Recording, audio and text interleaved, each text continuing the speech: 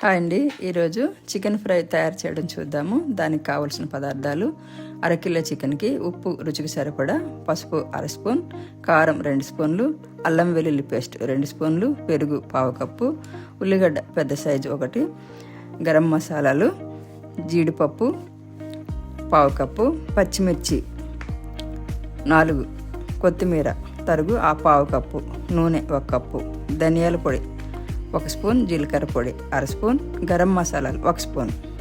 ఇప్పుడు ఒక వెడల్పు గిన్నె తీసుకొని అందులో మనం ముందుగా శుభ్రం చేసి పెట్టుకున్న చికెన్ తీసుకొని అందులోనే రుచికి సరిపడా ఉప్పు, 1 స్పూన్ వరకు కారం, చిటికెడు పసుపు, పెరుగు వేసి బాగా కలుపుకొని ఒక అరగంట సేపు పక్కన పెట్టుకోవాలి.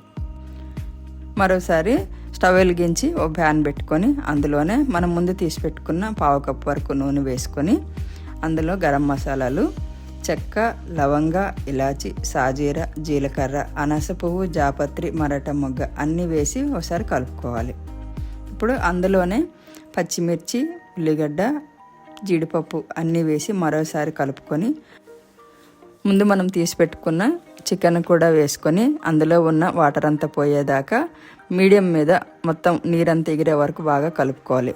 అవసరమైతే మూత కూడా పెట్టుకొని ఒక 5 నిమిషాలు దాన్ని ఫ్రై చేసుకోవాలి. అందులో నీరంతా పోయి నూనె పైకి వచ్చిన తర్వాత ధనియాల పొడి, జీలకర్ర పొడి, గరం మసాలాలు వేసి ఒకసారి బాగా కలుపుకొని చివర్లో నిమ్మరసం, కొత్తిమీర వేసి స్టవ్ ఆఫ్ చేయొచ్చు. ముందు మనము చికెన్ కలుపుకున్నప్పుడైనా నిమ్మకాయ వేసుకోవచ్చు, లేదా మనం స్టవ్ ఆఫ్ చేసే ముందు కూడా నిమ్మరసం వేసుకోవచ్చు.